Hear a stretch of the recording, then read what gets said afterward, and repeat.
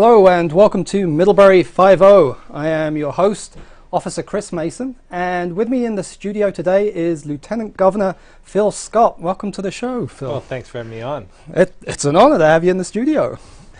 Well, we'll see. By the end of the show, you'll figure that out. Yeah, maybe you'll give me a good lamb basting. Or vice versa. So you're currently the Lieutenant Governor. I am. But you want to be the Governor. Well, yes, I'm running for the office this November. Right. But it's been a very busy time for the last few months. I'm sure it has. Yeah. So I've always felt like Lieutenant Governor sounds better than Governor, though. Like the title, it just there's something. Well, there's more romantic to it. to It's very, very broad. Yeah. And but it's been an experience that I've had. I've been through 3 elections thus far. For Lieutenant Governor, I served as the state senator before that. Yep. But it's been a privilege and an honor to serve Vermont in this capacity. Sure. Yeah. Feels like it should come with a uniform with some brass buttons and a saber. We don't have the budget for that, actually. No. We run lean and mean. The office. We actually only have 1 staff member in the office of Lieutenant Governor, and we field an incredible amount of calls from constituents asking for help. We try and help them in any way we can, but it's interesting. The office itself is somewhat unique because many people don't even understand what it means, what it does. I was going to ask. That was going to be my first question. Was what is the Lieutenant Governor? Well, I mean, I have a sense of it. But yeah, constitutionally, it is the Lieutenant Governor serves to preside over the Senate. And to take over for the governor if he or she becomes incapacitated or leaves the state. So in that respect, otherwise there's a lot of latitude within the office, whatever you choose to do with it at that point. Right. So I've chosen to go out into Vermont and talk with Vermonters. Being a lifelong Vermonter myself, I thought I understood and knew Vermont, but I go to new places every single day that I've never been to before, and learning new things about Vermont that are truly unique and interesting and exciting. So we have a lot to offer here. Sure. One of the things that's I'm not a native Vermonter. I did not grow up in Vermont. I didn't want to be presumptuous, but I thought maybe. Right. No. So I came here just a few years ago, but one of the things that's really struck me about the state, one of the things that seems unusual about the state is the accessibility of the politicians in the state. It seems like there's a lot of communication between the populace and the politicians, a lot of connection there. And rightfully, there should be. It is the people's house, and I try and promote that every chance I get, that people should take advantage of it. It's their house. We're just caretakers there, and we are there to serve Vermonters. So when I say I have an open door policy, I literally mean I have an open door policy. When I'm in the State House in my office, there are a number of times, and I leave the door open. There'll be school groups coming through, and they'll feel free to come in, say hello, see the office, and so forth. But as well, I've tried to make it my mission to make sure I break down some of the silos. That we are a facilitator. I'm a facilitator for.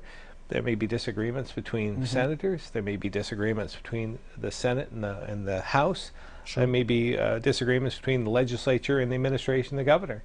And so I feel as though I'm a neutral country, and I'm elected independently of the governor, which is unique to a lot of states. Okay. So I happen to be a Republican. The governor is a Democrat, and we serve as members of different parties. But after election, I've always felt that we all need to during election time, we're all politicians in that regard. For sure. But there's a time when you transition to becoming a public servant, and I really take that to heart because I think that we have an obligation at that point to break down the barriers and try and serve Vermonters the best that we're able to. Right. That's another thing that strikes me as maybe not unique, but something special about Vermont that isn't necessarily the case in other places. Is there seems to be a higher level of civility, of cooperation between the parties and the politicians, it doesn't seem to get quite as nasty and contentious. Well, again, it's something that you have to work at, to be honest with you. It's not something that that comes easily. You have to be sure that you promote that and you act appropriately. I've always in my public life, my private life, I race cars as well. I've raced for 25 years. I've heard that. And also my political life, I believe that you treat people the way you want to be treated. Treat them with respect, and you expect it back. Yep. And it's really as simple as that. When I'm presiding over the Senate, I promote that. I promote timeliness, for one thing. I make sure that we start on time. If we're supposed to start at 9 o'clock, we start at 9 o'clock, whether there's one senator there or 30. And and I just think that that's something that's worked well. When I was in the Senate previously, there were times when they call it legislative time.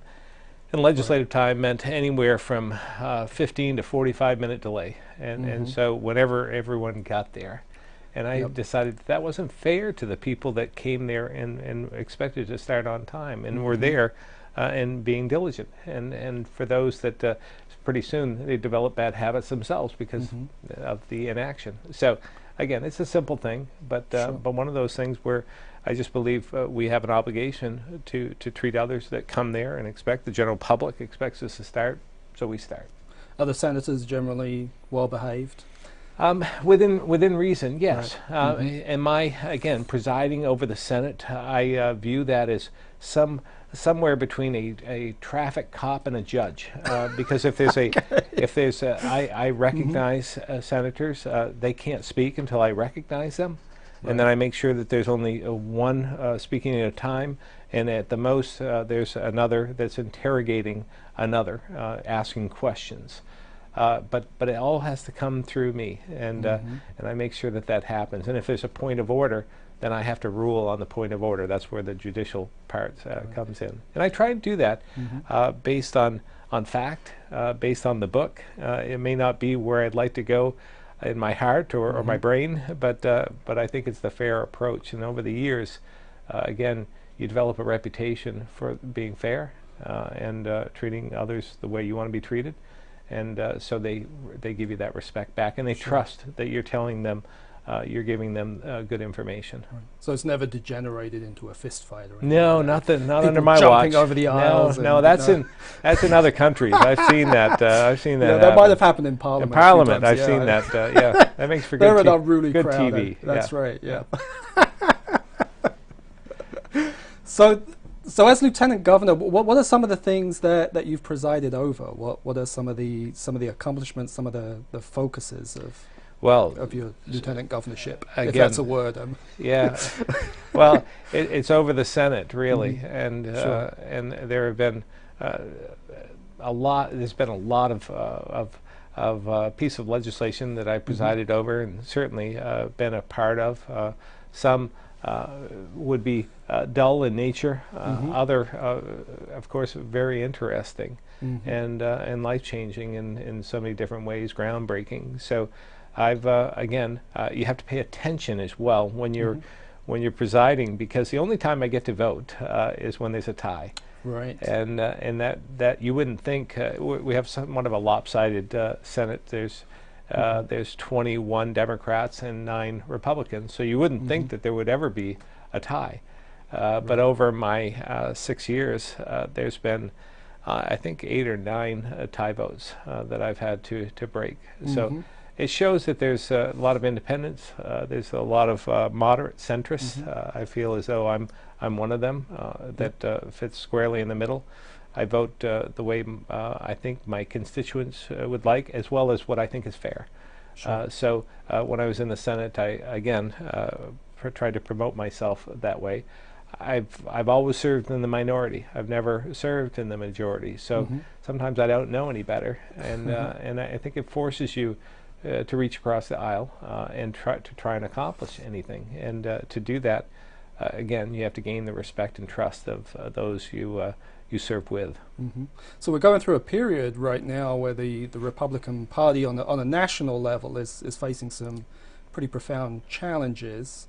I would say, to be perfectly fair, I think on both sides. Right. I think it's certainly an interesting time, and again, I've tried to try and disassociate myself with DC politics, and do things the Vermont way. Right. And I think that what that means is that you, again, if you want to change the dynamics in Washington, if you're tired of the action or inaction in DC, act appropriately.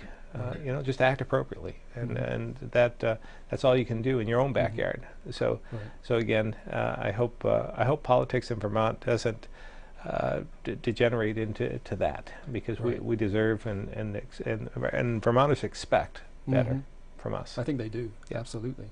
So what does it mean to you to be a Republican? What are the core kind of values of republicanism, would you say? What's the essence of it? For me, it's an efficient, smaller, efficient government. I don't believe that government is suited to, or is it healthy to do everything for everyone.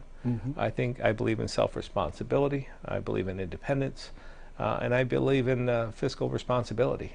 So all those together makes me a Republican. Those seem like fairly Vermont value. Those are things that I would associate with Vermont life and a Vermont attitude, especially that independence. Right. Vermonters, we all have this Yankee streak in us, this independence. I sometimes view it as like almost like a libertarian streak in me, that I just want to be left alone in some respects and let me live my life. Sure. So I think all that pulled together makes a Vermont Republican maybe a little more unique than across the country. And when you look back not too long ago, the Vermont was dominated by Republicans. There wasn't any Democrats serving in office maybe 50 years ago. Sure. Most of the farmers were Republicans and came into the legislature during the off season, during the winter, to serve, do their public service, and then they go home to plant. Yeah. So I'm trying to, in fact, that's one of my initiatives, is to try and narrow the length of the session. I think that it's gone on a little bit too long.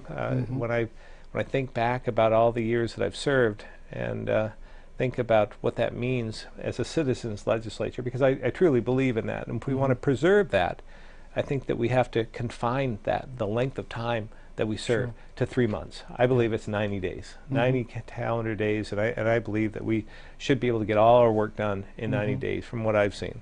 Right. Well, I mean, I've interviewed a lot of people who are running for the Vermont House, and it's a challenge because most of them are not they're not independently wealthy individuals, so they need to work, they need to maintain employment. A lot of them own their own business. Yeah. So it involves some pretty profound sacrifices. Or if you either own your business or you are employed, and you go to your employer and you ask your employer, do you mind if I run for the legislature? They might, the next question out of their mouth might be, how long do you expect to be gone? And your answer would be, I'm not sure, whenever the budget passes. Right. And for me, there's been times when I've been there into June. I think it was June 6th or June 8th one year that we finally adjourned. And that's much too long. And I think that's unfair. And if we truly want to preserve this unique legislature where we have people from all walks of life, and we want to encourage that, because that gives us balance. And that gives us different ideas, different perspectives from everyone. And if we want to have that and be inclusive and learn from each other, you need to, I believe, restrict the length of the session in order to really foster that. Absolutely. I would agree with that 100%. You need that diversity. Right. Exactly. Yeah. Because we don't want, a lot of what we see today is in Vermont, we have one party that's in charge, so to speak, the House, the Senate, the governor, and I'm not sure that that's healthy. I think we need a little bit more balance, again, to have some more ideas, more perspective. So what do you see as the fundamental issues moving forward? What are the challenges that are facing Vermont as a state, and how might you be able to address that as governor? Well, let me back up just a Sure. little bit. When I became lieutenant governor, Mm-hmm. I decided I want to stay in touch somehow with Vermont. I'm a hands-on learner, always have been. I've heard that about you. And I like to get involved. So, Mhm. so what I did was I started this Vermont Everyday Jobs Tour, where I go out and work a day in someone else's shoes. I literally go out, and I've done everything from beekeeping to making violins to working at Price Chopper to teaching second grade, working for Green Mountain Power. I worked as a deputy sheriff one day as well. They give you a badge or the uniform? Well, they gave me the. They did let me drive the cruiser. Right. Nice. I did do some target practicing. I did use the radar gun. Excellent. We didn't pull over a single Vermonter that day. Right. They're all out of staters. But what I come back with when I'm working side by side with Vermonters, I find out that they're struggling. They're struggling to make ends meet. They're working 2, maybe 3 jobs just to pay their property taxes, just to pay their mortgage, pay their rent, and put food on the table, and they're just not making it. And I thought a lot about why is it that we have to struggle so much. When I look back at my youth, my mom was a stay-at-home mom until my dad passed away when I was 11. And then she had to go to work, and there was 3 boys that she had to care for. So it changed the dynamics. But before that, she was a stay-at-home mom, and that's almost unheard of these days. Right. So when you look at what it is that the real problem is, and I think you look at our population. We have a population of about 620,000 people. It's been that way for the last couple of decades. But what's changing, what's shifting, is the demographics. We're aging. We're losing this category from 25 age group, 25 to 45. And so we've lost 30,000 people out of that category alone in the last 10 years. So when you think about that, who that is, that's our workforce. Those are the folks that buy homes, they have families, they utilize services, they buy products, and they pay taxes on top of that. So when there's 30,000 or 5% of our population, less of them in that category, puts the rest of the burden on the rest of us. So we're facing this crisis of affordability. And when that happens, that just furthers the problem, because when we have our youth who are, again, struggling to make ends meet, they have other opportunities, they find jobs in other regions, other states, they look for places where they can pay off their school loans and just provide for their families. So sometimes it's not Vermont. So we have to rectify that. And I think that's our challenge. First of all, we have to step up, all of us together, and admit that we have a bit of a problem on our hands. Secondly, I think that we have to really focus like a laser on the economy. And then there's numerous ways that we can help gain more confidence, treating our businesses that we have, existing businesses, as partners instead of adversaries, changing the culture of Vermont so that we are accepting of each other and new ideas and new companies and so forth, and helping them grow or helping them come here to provide for a better Vermont and more opportunity for Vermonters, more higher paying jobs. I think it just works into the whole initiative. I believe that because of our stagnant population, we're aging, the death rate is a higher rate now. We're living longer. So I think that what we need to do is look for a population of about 700,000, from 620 to 700,000 over the next 15 years. So we need to draw people in. We need to grow. And we need to focus on growing in that 25 to 45 age group, the workforce in particular. And I think that's doable. But again, we have to have all hands on deck. We have to pull in the same direction. We have to arrive at some consensus and work at this together. When I look back at the 2 years ago, the legislative biennium, there were 1,211 bills that were introduced in the legislature during that 2-year cycle. And out of the 1,211, we took a look, and there was, and they didn't all pass. But that was how many were introduced. There were 30 out of 1,211 that would have had a positive effect on the economy. but out of the 30, there was only 3 that passed.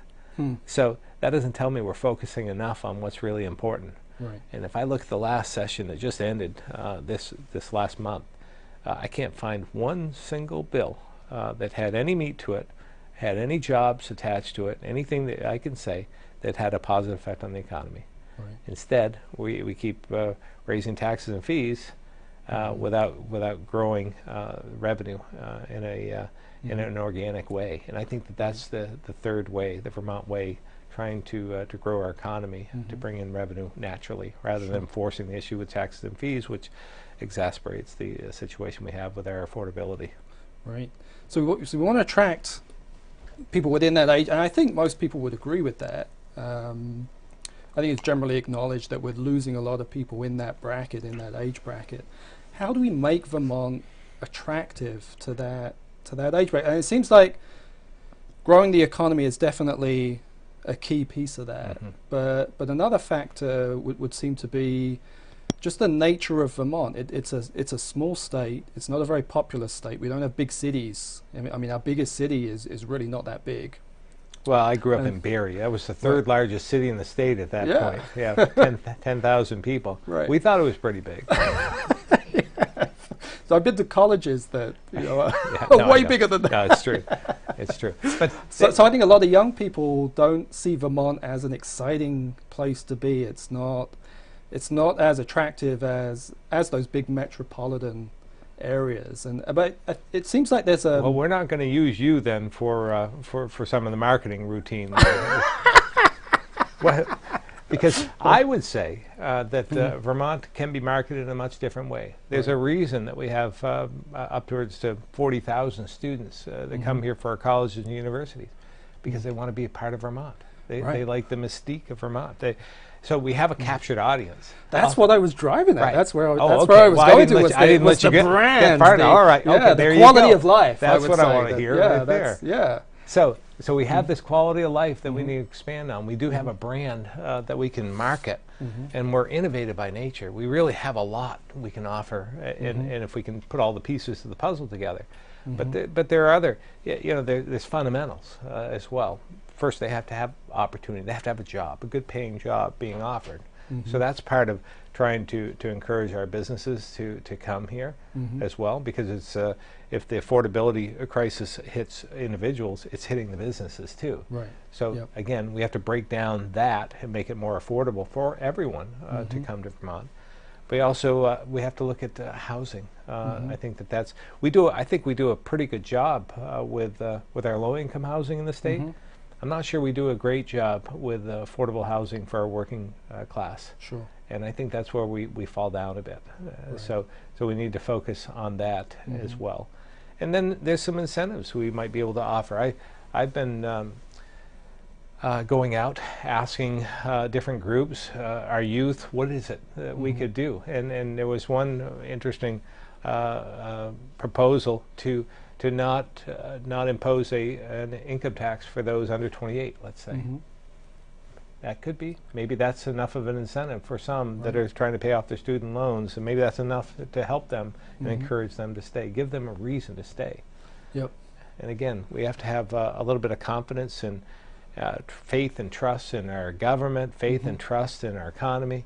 And I think that we're going to have to get proactive in order to do that and show that we can do it and prove that we can do it. And the rest will come. I think when you look at the stock market, I think that's a lot of the ups and downs, or the highs, are because they have confidence in the stock market. So they keep investing. Right. And I think it's the same with some of, I've been in business for 30-something years. And when I'm confident in what we're doing, and I'm confident that there's a job to go on to, and there's things to do in the future, I might tend to expand. So if I have confidence in that, I think that others are doing the same thing. But when I don't, I hunker down, sit on my hands, and I don't do anything. I don't invest. I don't grow. And again, I think that's part of the key. Right. So we focused a lot on economics.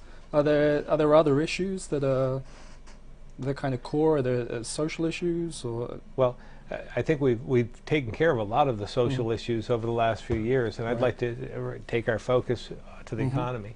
Right. And I'm not saying that we don't take up those any issues of that nature, because they're ongoing. But I'm just saying, let's prioritize what's important. And I also think, you know, the government has an obligation to create a budget that we can live with, live within our means, just like we do in our own lives, the way you do in our own businesses. Well, some of us. Yeah, some of us. But you have to in order to survive. And I would say that we haven't been doing that in state government. We've been living beyond our means.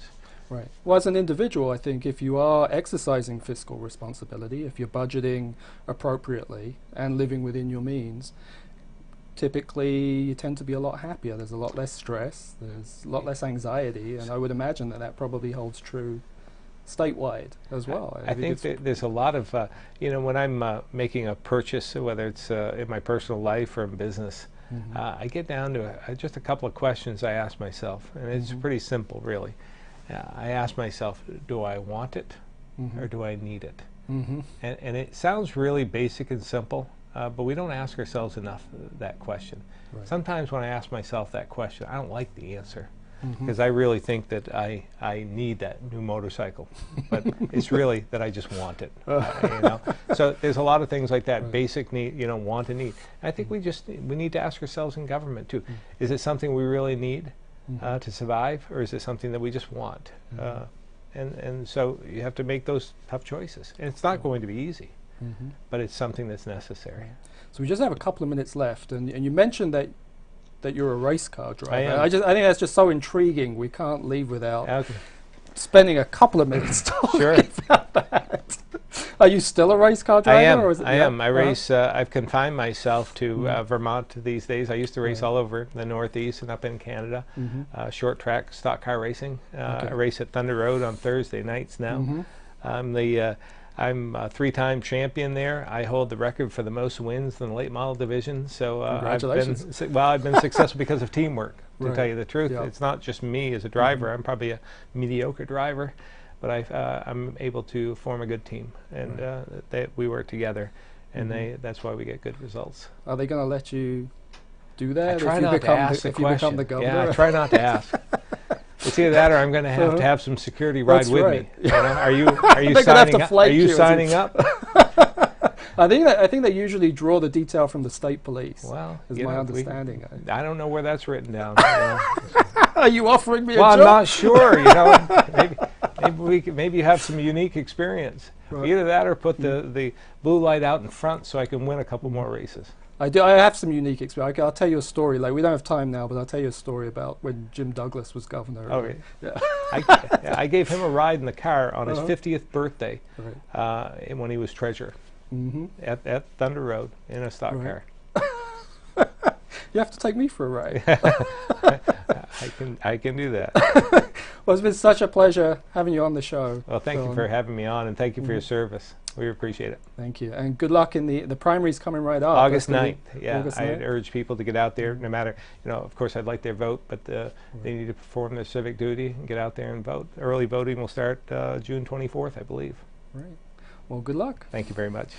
So until next time, drive safe, and may all your mischief be of the lawful persuasion.